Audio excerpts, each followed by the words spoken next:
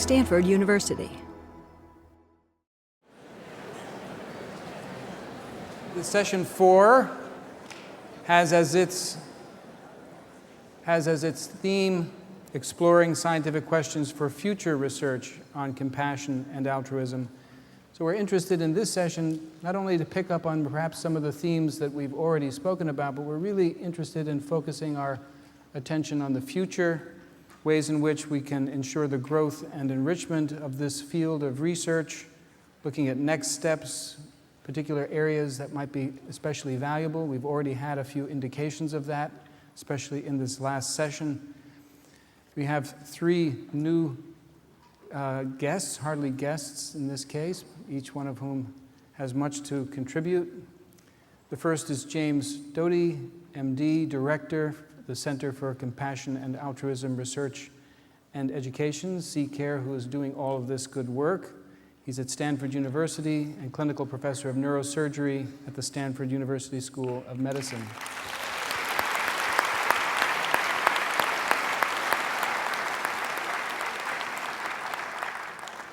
And we have Paul Ekman, who's professor of psychology emeritus at the University of California in San Francisco. And his research on facial expression and body movement began already in 1954, continued for a lifetime. I hate to say the dates, but you're looking well. A seminal approach to behavior launched hard at work on a compendium, I hear. Dacher Keltner will not be with us this afternoon. He has a family emergency. But we are very fortunate that one of his students, Emiliana Simon Thomas, PhD, will be with us. She's done postdoctoral research with Dacher Keltner at the University of California, Berkeley Social Interaction Laboratory, and has recently joined C-CARE as a senior scientist working on developing a comprehensive standard measure of compassion and collaborating on future compassion cultivation training studies. So welcome to all 3 of you.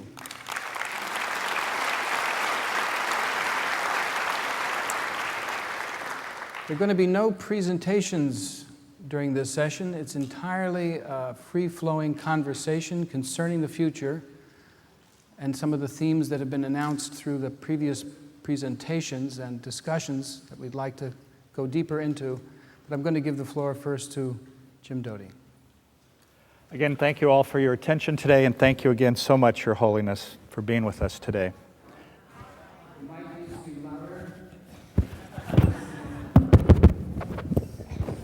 How's that? How's that? Can you hear me? Can you hear me?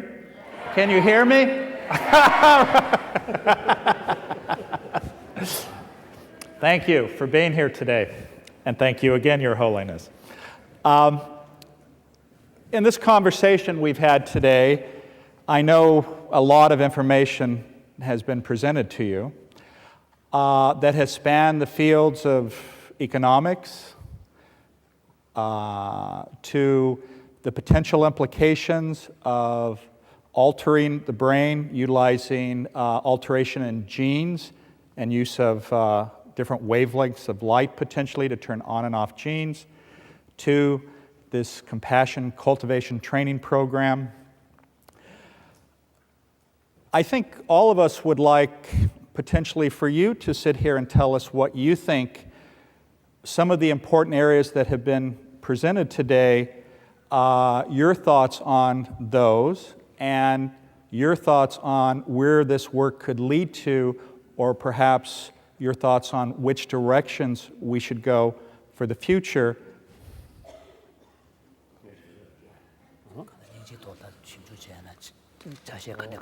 I think broadly, I think this morning, as I mentioned earlier,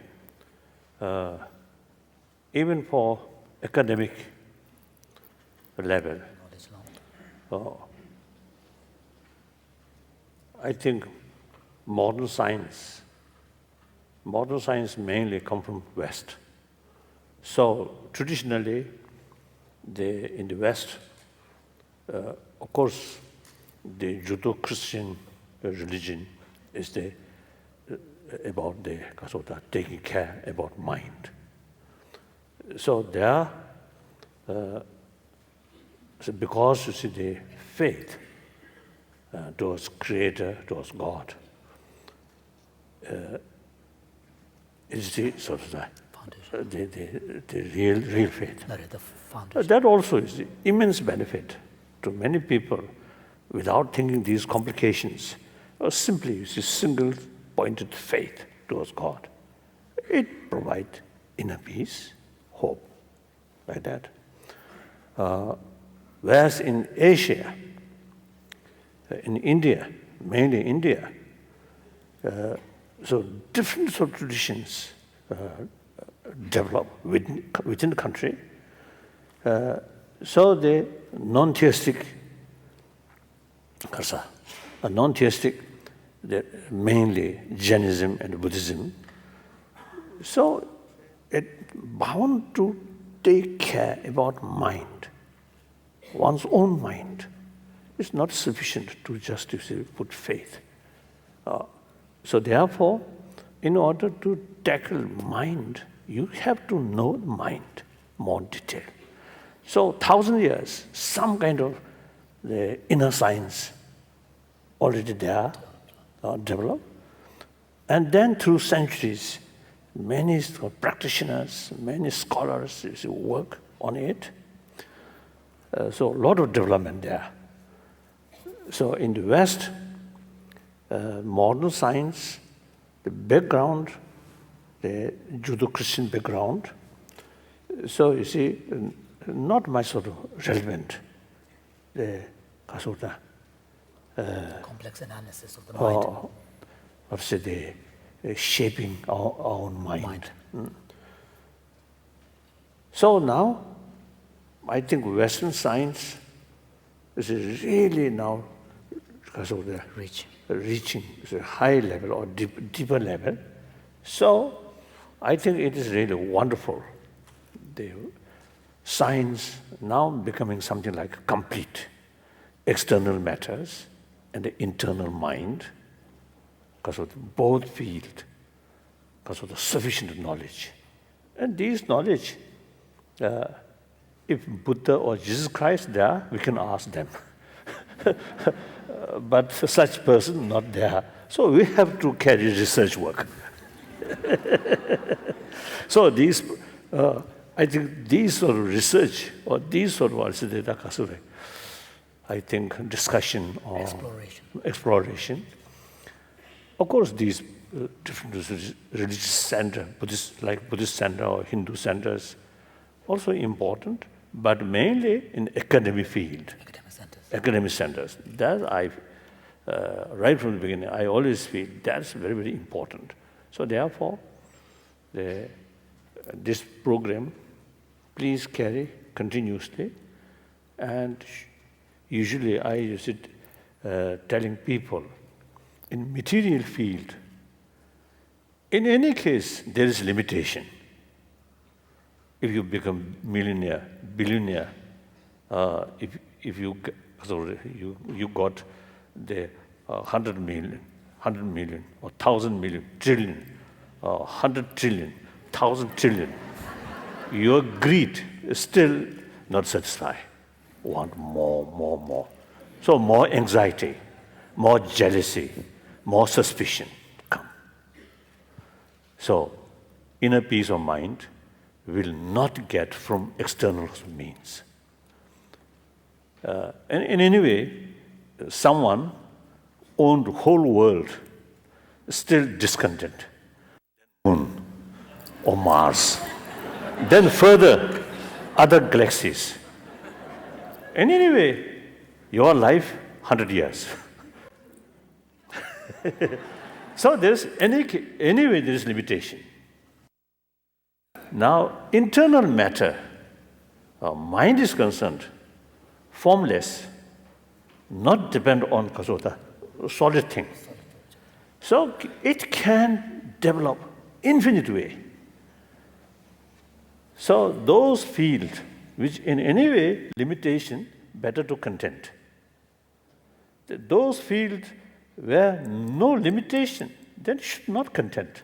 But usually, we just opposite. About spiritual matter or mental matter, something because with the mind, we contented. So far. If the matter is concerned, external matter, we every year see because of the further sort of because of research work, and found some new things. So I'm very, very happy. You see, like you and these people, really now opening in science world. Yes, there is certain thing which we not yet explore fully. I think that's very good.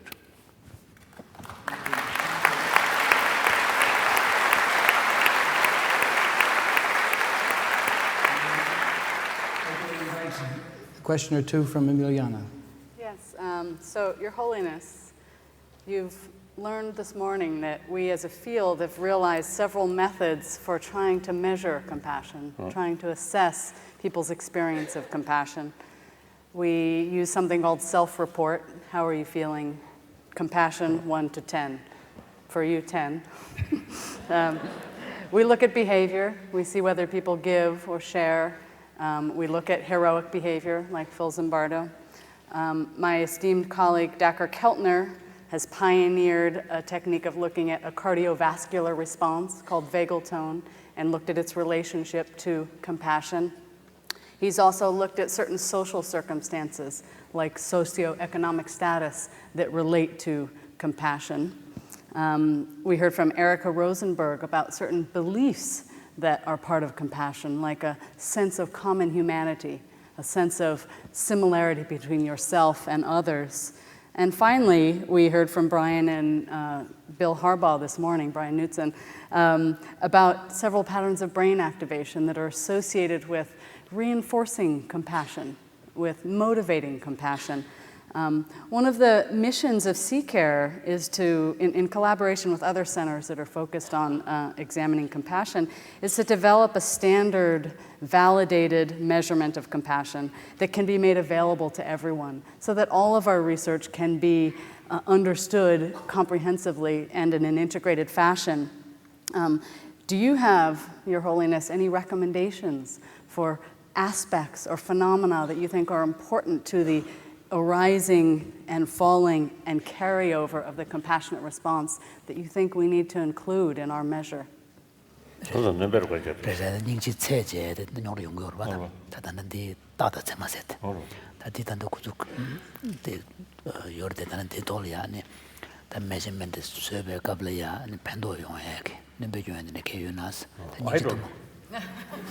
don't. Unless I think I spent months in laboratory. Then while you are carrying some sort of experiment, I may develop some idea.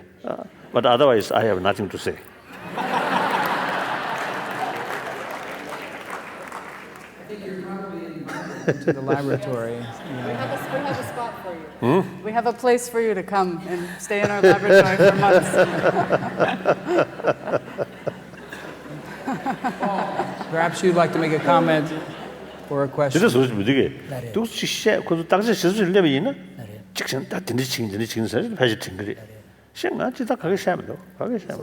is that unless he has the opportunity to sit down with some of you and go through a detailed discussion of what the specifics of the experiments and what are the kind of points being included as part of the measurement, he wouldn't be able to just. When we have our measure, we'll arrange that meeting. Just a comment,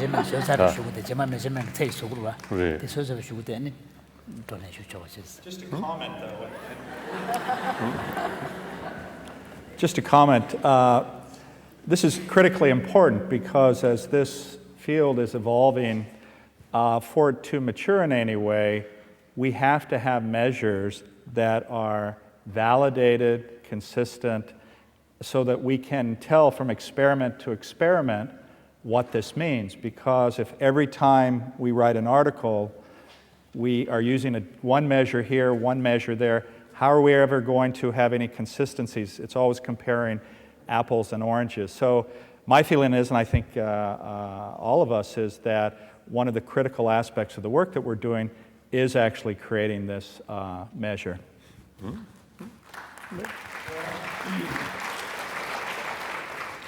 Well, just a couple of points before I get to what I wanted to say.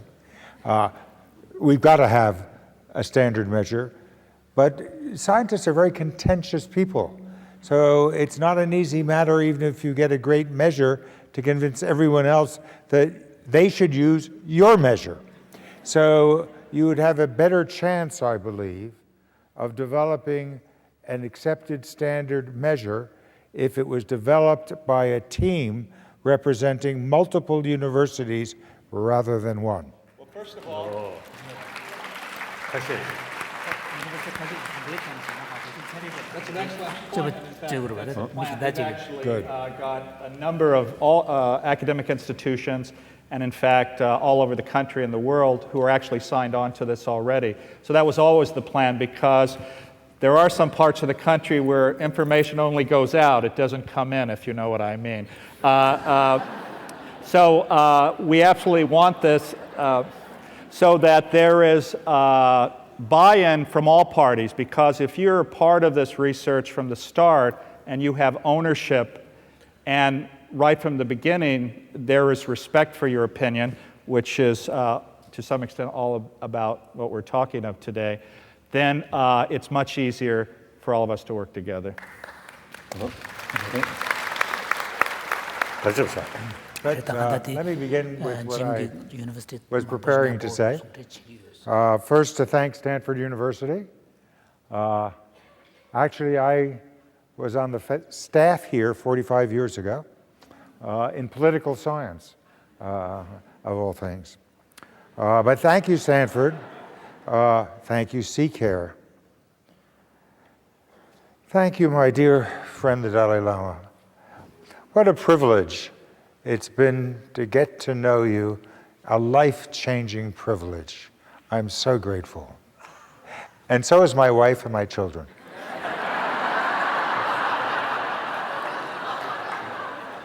And your colleagues. Well, you never care much about them. I wanted to raise a couple of things that I had not had a chance to talk to you about and see what you think.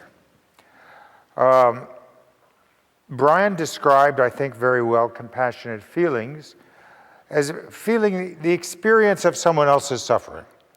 And that's all something that when we talk about opening the heart, we're opening the heart to that. And Bill Herbo talked about, he's not interested in the feeling stuff, it's the action.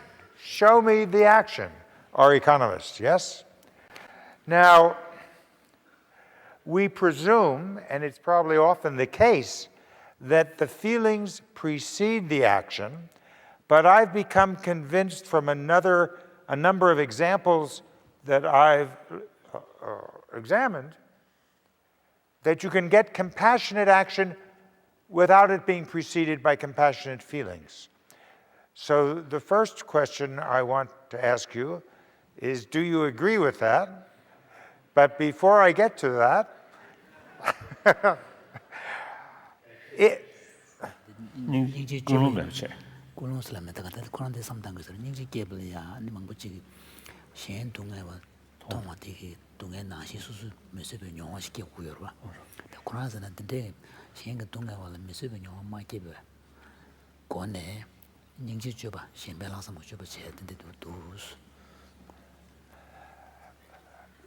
what I would like to suggest is there are multiple paths to compassion. Developing compassionate feelings is one path, but not the only path. If we look at the Buddhist concept of worldview, that is another, in Western terms, we would say that's attitudes, values, and beliefs. And that in itself, without, and I'm a student of emotion, take emotion out of the way. You don't need it for this path. It's your values, your beliefs that cause you to act. And the act is irresistible because that's what you believe that you must do and should do. And that So do you, if that is the case, this is the last part of this question, then it means that education, like Linda Darling, offers us a route for that path. Now, I'm really a believer in multiple paths. So it's not trying to belittle one path versus another, but to saying, do you think there are multiple paths and that some people can engage in a life of compassion, not preceded by having gone the compassionate feeling route? Di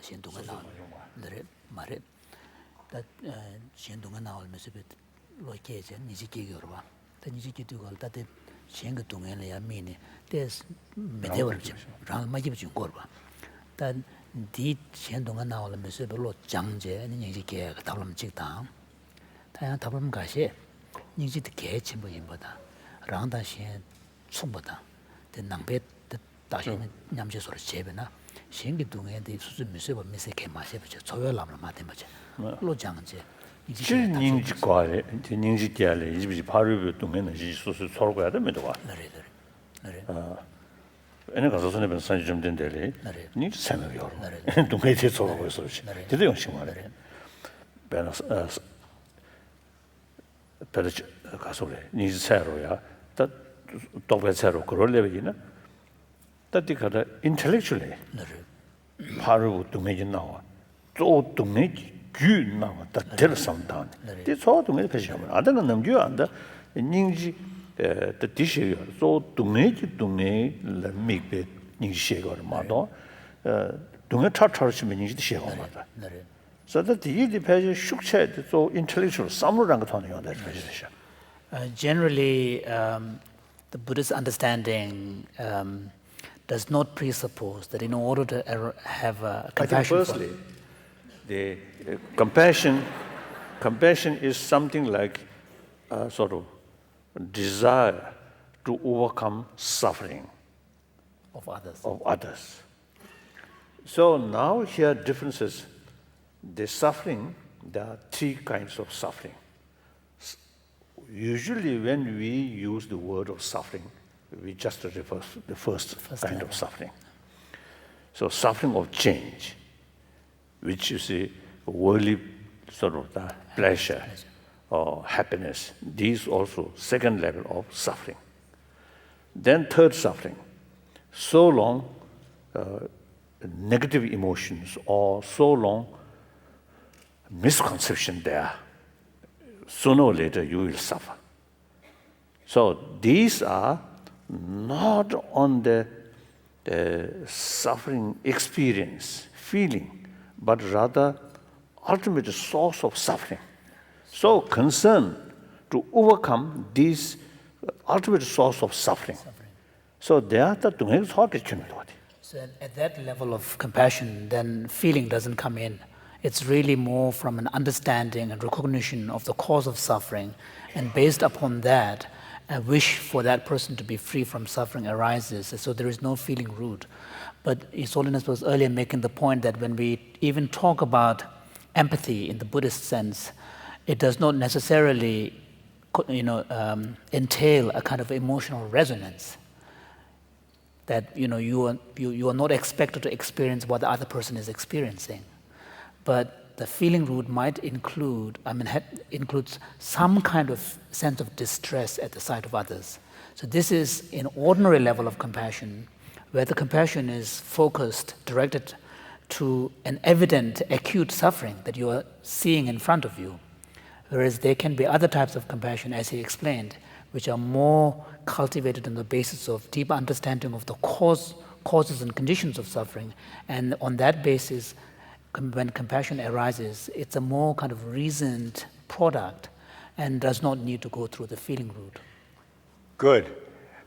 So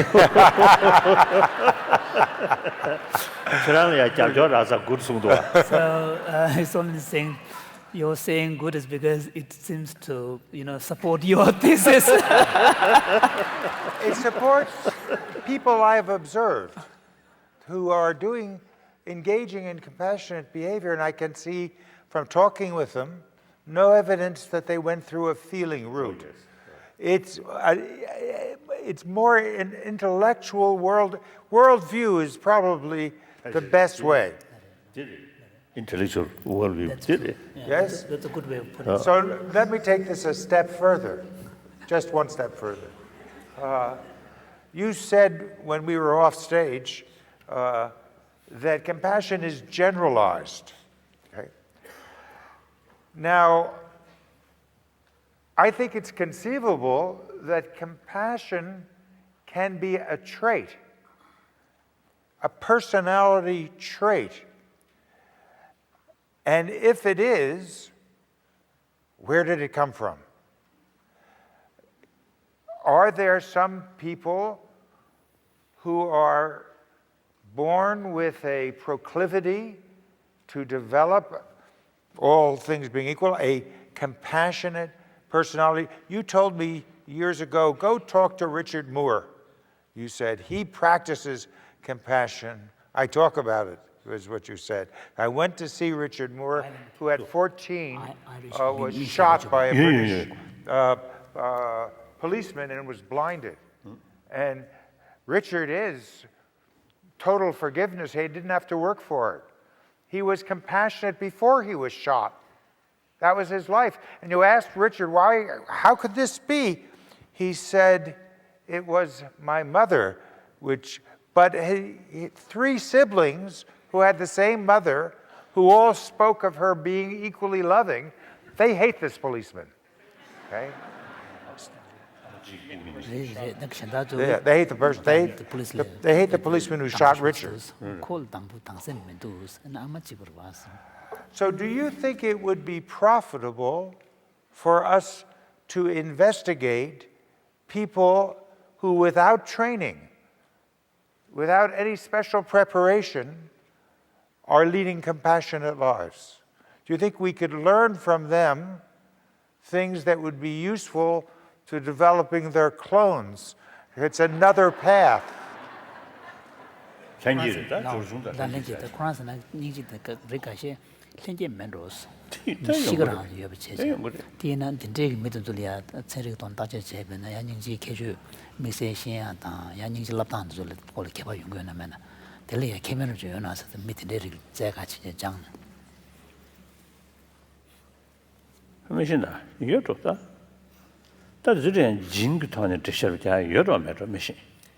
There could be some, special benefits, but he only says he doesn't know.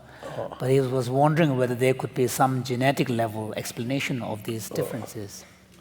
But of course, from the Buddhist viewpoint, and also the many sort of religious tradition which believe rebirth, now that theory now involved here. That's out of scientific work. Off limits. Huh? How's that?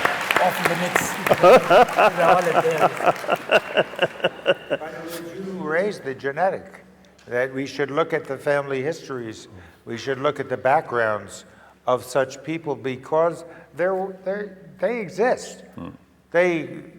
Not enough of them exist, but they're not as rare as a Mozart. And I think cultural heritage, culture, atmosphere makes differences. I think, generally speaking, Tibetan, generally speaking, more compassionate, more peaceful, more gentle. Even if many Chinese who visit Tibet, they also find that. And of course, some tourists also. So I don't think any differences, generally, because of genetic level, I don't think differences. But that is mainly the generation to generation sort of way of life or cultural heritage. That also makes differences. These not necessarily come from gene, a genetic level, or not necessarily through training, but whole sort of way of life, whole sort of, because of the cultural heritage. Cultural atmosphere. Like that. Paul, could I respond to that really quickly? In Dakar's lab, a couple of his graduate students did a really clever study looking at a variant of an oxytocin gene. And oxytocin is a neuropeptide that's deeply involved in maternal nurturing and supporting breastfeeding behaviors, things like that. There was a significant difference in this oxytocin gene variant in cooperative and altruistic behavior as a function of which variant the different groups possessed, where people who were homogeneous for AA of this type were more altruistic, people that were GG were less altruistic, people who were AG were unpredictable, and it seemed to be that there was a greater responsibility of the environment and life experience in that regard. And that was just on students again, college students. Perhaps before we go any further, we should thank all the university undergraduates who've been the guinea pigs.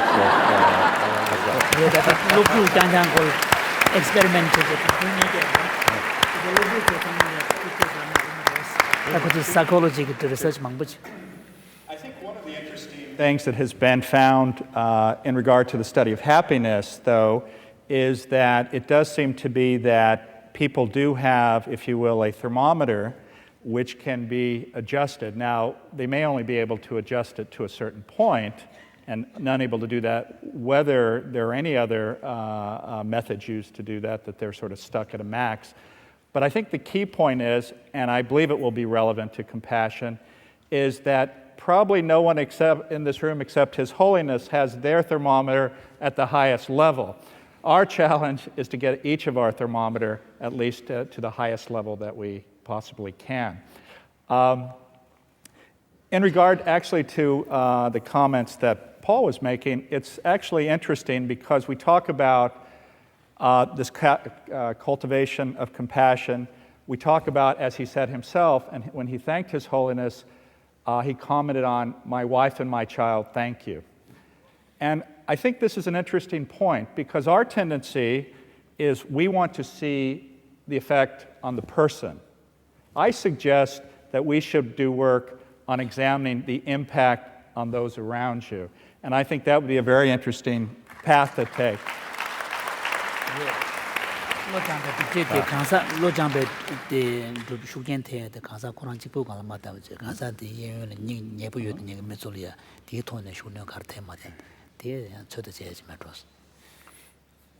What are your thoughts?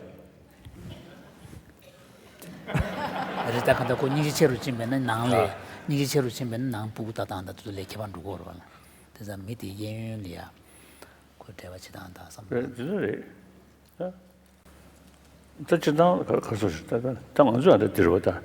두월에는 메신 휴전을 취시됐어요. 지금도 시행요. 또 미티기 나 직지다 리지처럼 직다 룡아 직지터네. And 낭삼 보야지. 그 유름부 딱지잖아. With relation to talking about measurement, in the Buddhist text, there are references to signs, external signs. Lama 딱지셔야 돼. Lama 딱지셔야 캐치부리스. 다 Lama 그래서 딱지셔고서는 치토르기 제 말이 간다. 롱도기 연대 가리에메다 디디 컨더스타고서는 유름부 질룡아 직질 때네. So this is in the context of a student seeking for a qualified teacher, and advice is given that you should not choose someone on the basis of how impressive he looks or how high the throne he's sitting on is, but rather whether or not he or she possesses the necessary qualities that you are seeking to cultivate. And that needs to be done on the basis of a sustained observation of the person, on the basis of the way in which the person speaks, the way in which the person carries himself, the behavior, and so on. So there is a saying that on the basis of external signs, one needs to infer and the internal qualities. But still, you see, you cannot measure 100%. Almost rather. Approximately. Approximately, you see, we can judge the inner depth of experiences. And of course, knowledge, more discussion, we know the other's knowledge. But then real experience, say because of the long period examine, and particularly that person passing through difficult Challenge. then sometimes it's provocations are the cash relation. And in some cases, in fact, more kind of provocation might be helpful to provoke the person, put them in a challenging situations. I thought we were trying to get rid of anger. 그래서 그건 좀 뭐지? 또 남겨 말해서. So there is a story. I think you may have heard.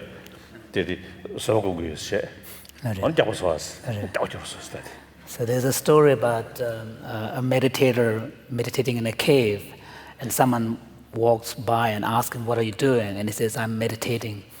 And he said, "What are you meditating on?" "I'm meditating on patience." So the other person says, "In that case, go to hell."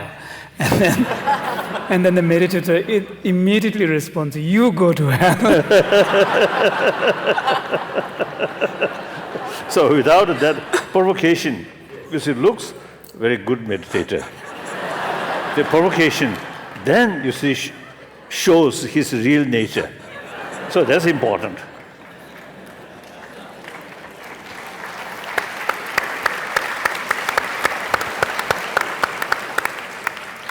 I think, Paul, you have some comment. 10 years ago, in Dharamsala, when you asked for, I remember that you said, "Is this just going to be good talk, or is something going to happen? Are we going to do something to try to change people's emotional lives?" And Anne Harrington, who was at that meeting, who you know well, who's on the board of Mind and Life. I think she's still on the board of Mind and Life. And this relates to what you said. Anne said, because we talked about, well, what are we going to measure to see whether the training we're going to develop is going to be of benefit? And this is relevant to getting a standardized set of measures of the benefits of compassion training. Anne said, if you don't measure and show that it improves their relationships with their children and their intimate partner, it's worthless. Okay? Quite extreme, but I think really right on the money. I shouldn't use a metaphor. Right, exactly right. That is the important thing, is we change how people deal with each other in a way that people appreciate. And that, if we can't do that, then what are we doing with, what does the compassion mean? It should be, but it's harder methodology. It's an old social psychology, observational methodology. It's used in marital research and not much else. But it really has a place here, and I hope it gets incorporated.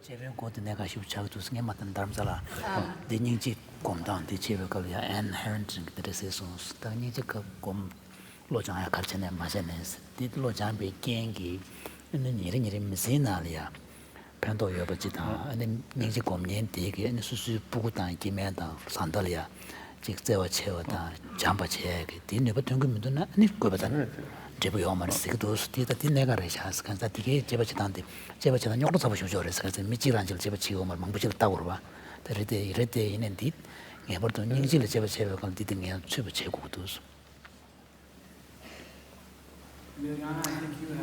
Yeah, so another thing I thought was important to think about, Your Holiness, is when we have looked at all this evidence about compassionate responding, and this relates to what Paul was just talking about,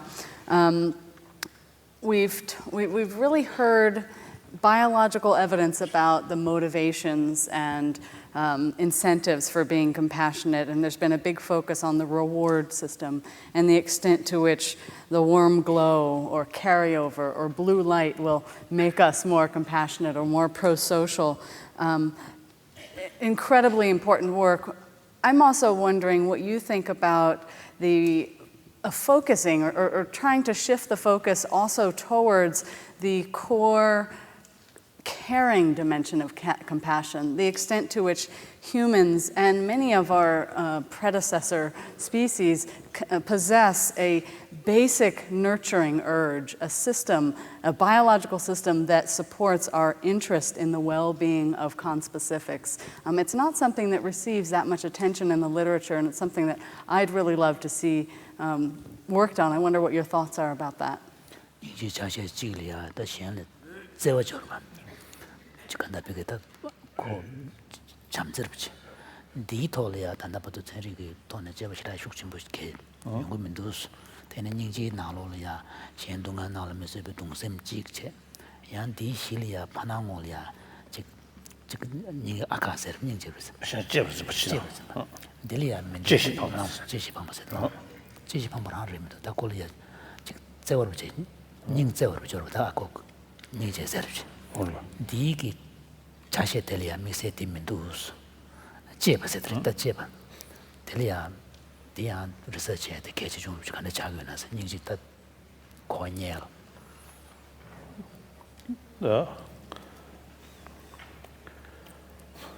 I think yesterday also I mentioned one occasion the distinction, the love or compassion with mixture, mixed with attachment. That kind of sort of compassion can, towards your friend, people who close to you. who close or who nice to you. That is very much mixed with attachment. So that kind of compassion is biased, limited compassion. So that compassion actually obstacle for unbiased compassion. So unbiased compassion, not mixed with attachment, detach, then develop sense of compassion. That compassion reach towards your enemy, or that reach, or that extend entire sentient being. So that also, I think, one time, one scientist, one Chilean scientist, physicist, so at one meeting, he actually mentioned,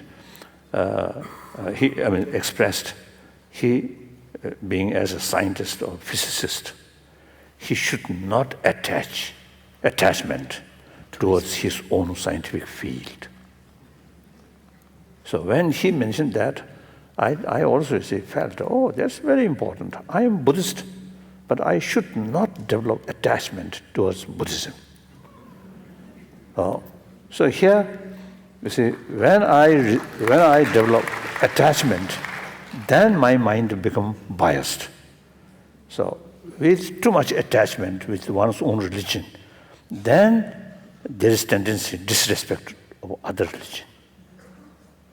Your sort of faith towards your own religion is not sort of objective, too much attachment. So that's, I think, very important distinction. Genuine compassion and compassion which biological factor and very much mixed with attachment. This, I think, we must make distinction. So in future, some sort of also research what differences at the brain level. The genuine compassion when person who have some experience, then while he or she experiencing that unbiased compassion, or another person just this kind of love or compassion towards his or her family member, that I think also worthwhile some experiment, right? Research on what's the differences in brain. So usually it's a hard joke. I'm usually telling people the tear is physical response, the cause and the emotional level. The emotion, painful sort of emotion, a painful sort of some pain, and very much sort of sad tear come. Or overjoyous, very happy. Again, sometimes tear come. So this poor organ, this eye, no ability to distinction the cause level, big differences. One overjoy, one very sad, but response from the body same. So if this I, physical, quite sort of clever, and the tear come due to, what's it, the overjoys, should come right eye or left eye. Then very sad things come, then other side. Then we can say, through physical sort of expression, we can judge the emotion. So therefore, this scientists who try to explain mind through brain research, I do not believe. It to some extent, yes, certainly, but I think in deeper level, I don't think.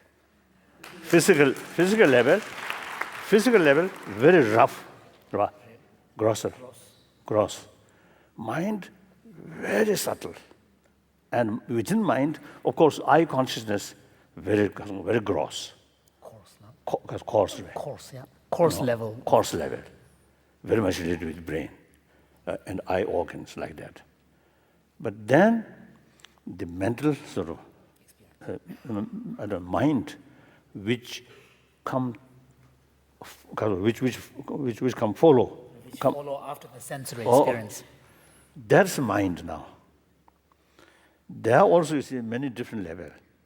Awakening state mind, and dream state mind, deep sleep mind.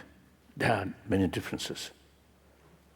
So I think one day I also casually talk with Richard Davidson. The movement, brain cell, very fast, but slower than light, isn't it? Speed. No? I think mind, even faster than light. So a little difficult. Thank you, Your Holiness.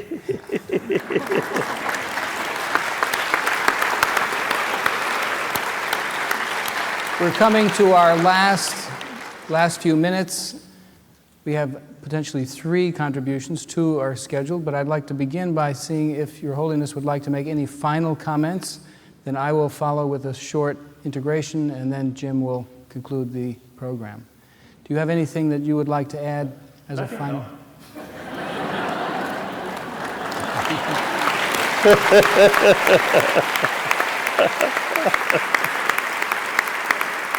Usually, you see, my nature is such. So whatever something felt here, just express. No kasurda. This portion I should state now. This portion I should state later. No such plan. Said everything. I hardly need to say anything more. But I've been asked to just give a few minutes of a kind of retrospect on what it is we've been through, which has been something of a really great and special nature, I think, for all of us here, especially for those of us, of course, who are on the stage or in the living room, as you remember, to have shared this time with you. I love that question that you posed, Paul, is something going to happen? Many of us have had the great privilege to be in dialogue with Your Holiness over many years, a kind of camaraderie and friendship as common seekers in a living room context. But now it's clear that things are happening. Places like CCARE, University of Wisconsin, Richie Davidson's laboratory, the project in Emory, and there are many other smaller initiatives that are picking up on just this kind of development. And most of them go back to your good example in talking with us, being open-minded in ways which really encouraged us to take up these collaborations around questions of compassion, attention, mental imagery, a whole array of mental subjects. What that has meant to me is that there's been a kind of new marriage that's taken place. Science and spirituality, or science and the inner life, have been at odds with one another over many years. And it seems to me that your commitment to empiricism, to the data, your commitment to science, your commitment to reason, as well as to the values and aspirations of your culture and tradition, have really set an example for how science can also work together with these values. So we're striving for, you could say, a reintegration of the inner and the outer worlds, of the mental life and the physical life in ways that we have not had before. And that this also holds up the possibility, as we heard from Linda Darling-Hammond, the possibility of education in a new way, an education for children and also for those college students we keep talking about, which is more integrated as well, which doesn't only educate towards the material well-being of those individuals, but also for their inner well-being, that the heart as well as the brain is actually addressed in a way which is given equal emphasis so that their own lives are filled with greater meaning, purpose, and direction. And that this could be one of the highest aspirations of education, to provide for our children and for our young adults. And I couldn't help but think of that confidence you have in the mind.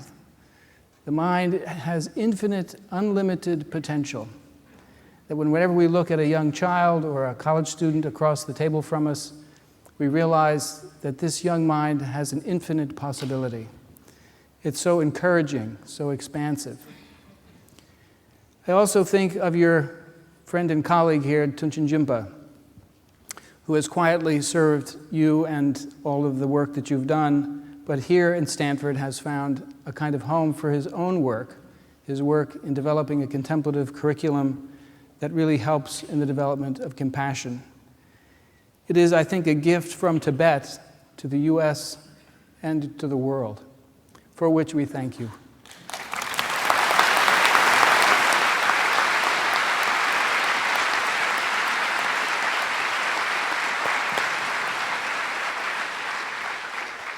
I also am really proud of the good scientists, the scientists who've really applied themselves, their energy, their enthusiasm, their technique, all of that, even asking the hard questions. You think you got a result, examine it a second time, go still deeper.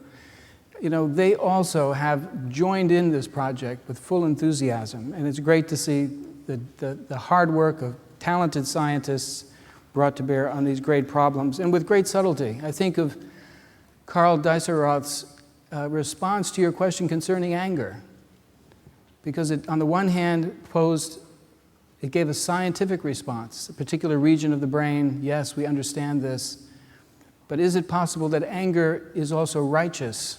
We have to be careful that it's not that we don't take away the motivation for doing well by somebody else, or its use in the arts. So the subtlety of analysis. Right.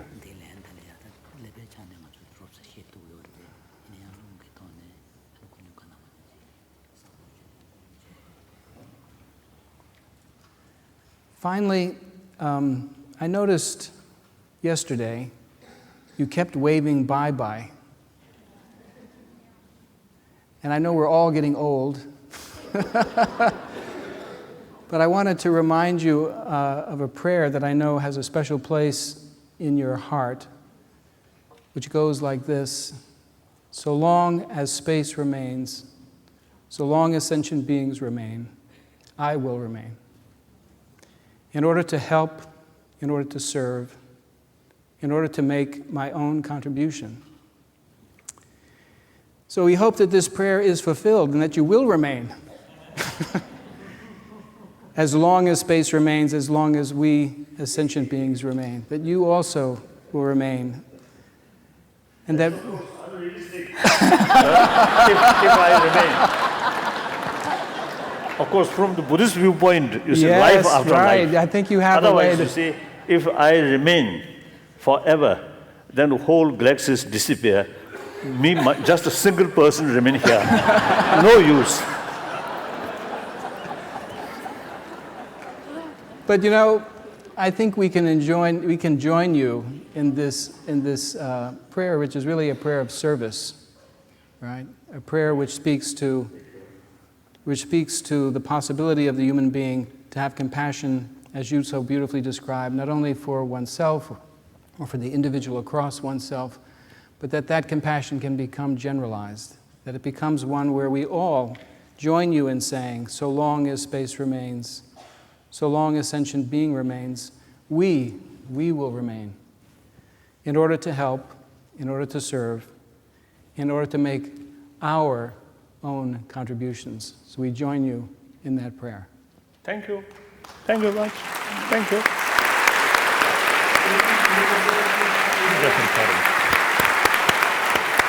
Wait, we're not. Yes. I just want to make a closing comment.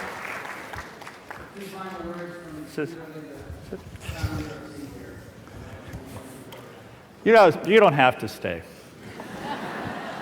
Thank you.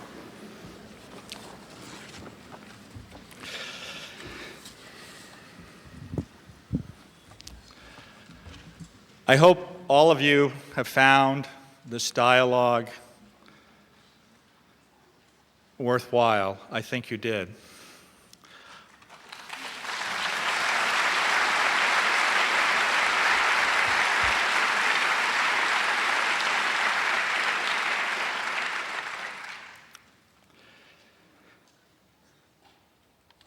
Science and technology have the potential to profoundly impact the human landscape, taking us to its deepest valleys of human suffering or to its highest peaks of human potential or transformation. That which will stop us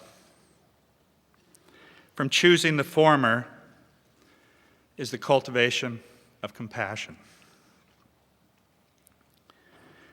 The recognition that our family or tribe, which our evolution to date as a species has limited our view, is not just our mother, father, aunt, uncle, sister, or brother.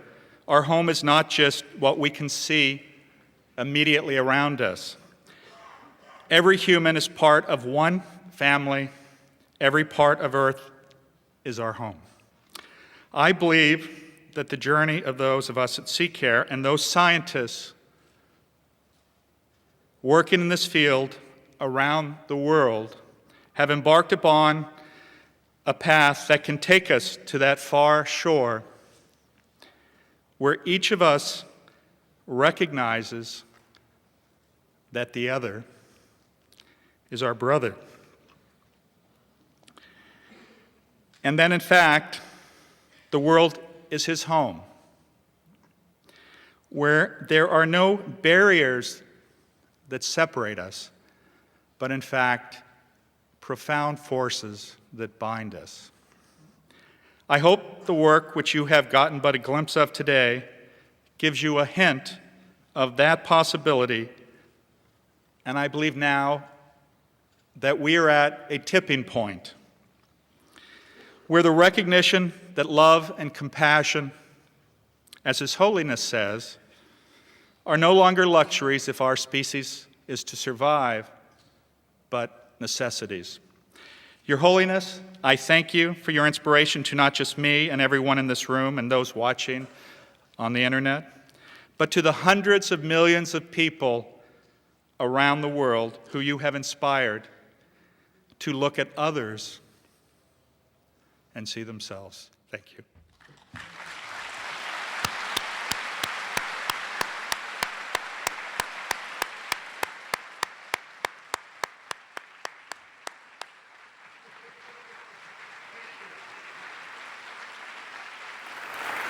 I think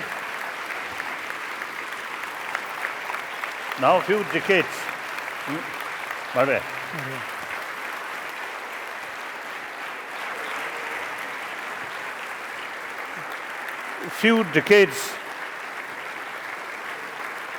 the main reason why we,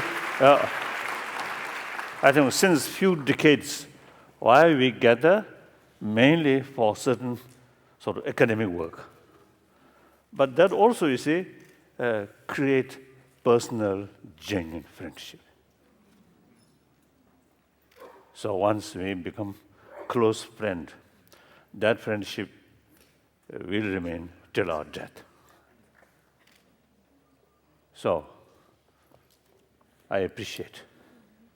From one friend to another. Thank you.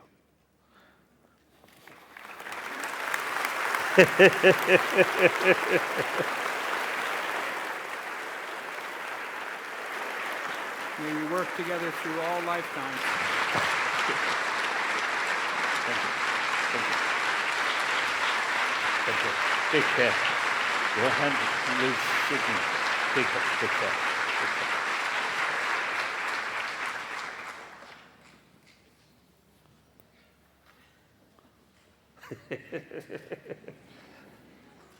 I see you in Australia. Okay. Okay. I have one question. One question. Why you see this? Very colorful. Why? Color. 러시아 주식 편집관인 저거 다 사이언스에 뒤머지 가져올. Saying that if you are much younger, that would be suitable. Age is in the mind.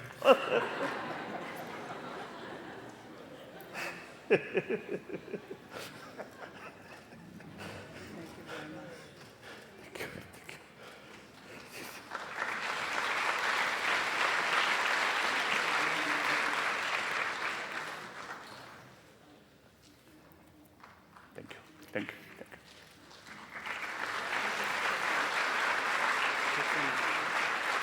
그렇지. 자, 입을 두시체.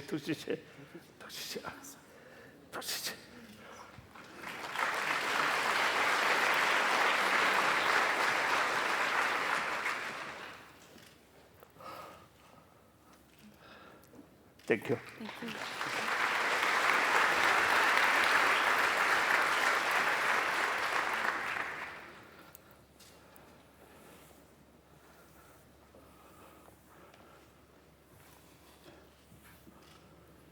So thank you. Thank you.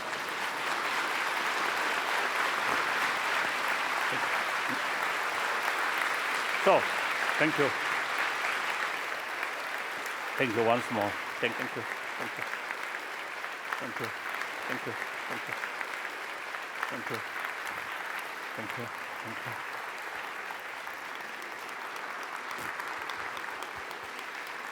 Take care. Take care. Thank you.